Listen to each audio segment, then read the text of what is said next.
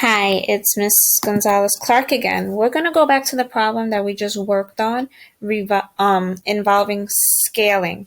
And what we needed to do in the last video was we needed to look at these three expressions and we needed to determine whether the products were going to be greater than, less than, or equal to 2. And that is just based off of us trying to figure out those answers by looking at the fractions that are involved in the expressions.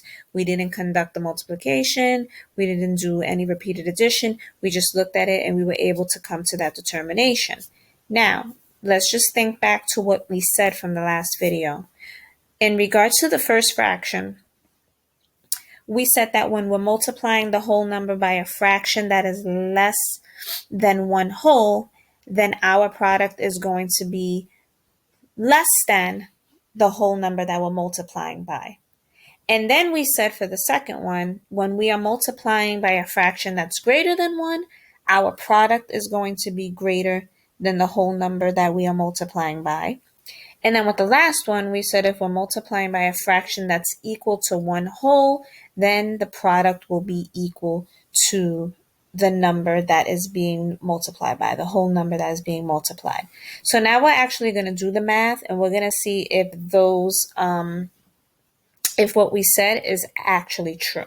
So I'm going to go to my board over here and I wrote all three of those expressions again. So remember, we said that when we're multiplying the whole number by a fraction that is less than 1 whole, then our answer is going to be less than the 2. So let's see if that's actually true.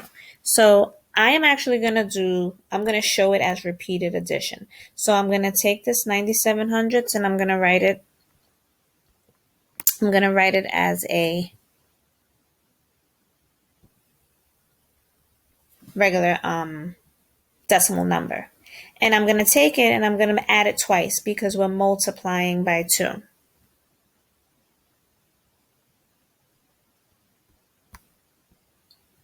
So after I conduct the addition,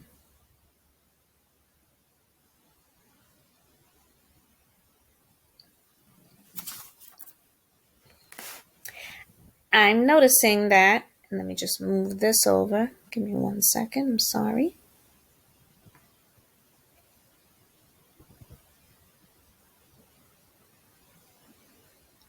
I'm noticing that my answer becomes 1 and 94 hundredths.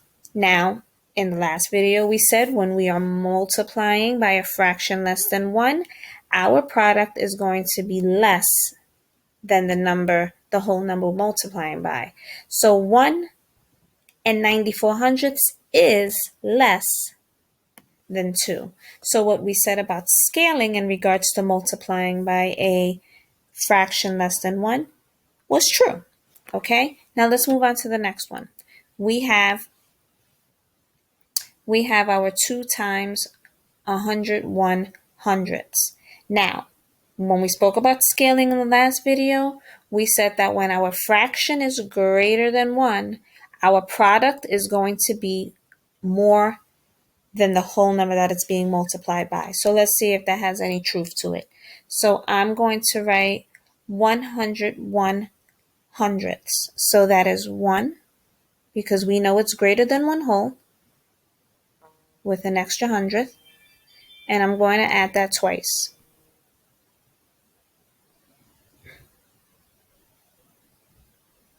And that answer gives me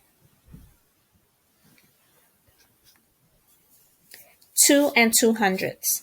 This is greater than this. So what we said about scaling when we're multiplying by a number that's greater than a whole, we know that our product is going to be bigger than the whole number it's being multiplied by. Now, last but not least, we're multiplying by a fraction that is equal to 1 whole. So I'm going to write that out. 100 hundredths. 100 hundredths is equal to 1. 2 times 1 is equal to 2. In our last video, we said that when we are multiplying by a fraction that is equal to 1, it will equal the number that you're multiplying by. So 2 is equal to the 2. So with the work that we did here, it substantiates what we said in the last video. When we're multiplying by a fraction less than 1, our product will be less than the 2. When we're multiplying by a fraction that's greater than 1, our product wound up being greater than the 2. And when we multiply by a fraction equal to 1, our answer was equal to the 2. And if I did this by multiplying, I would get the same amounts. So let's do it with multiplication. We did it with repeated addition, and now we'll do it with multiplication. So 97 hundredths times 2.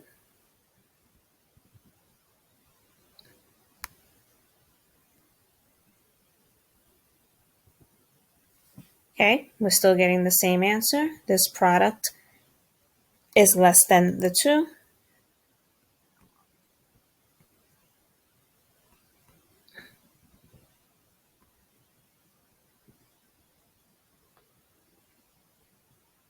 Okay, same thing. This product is greater than the 2.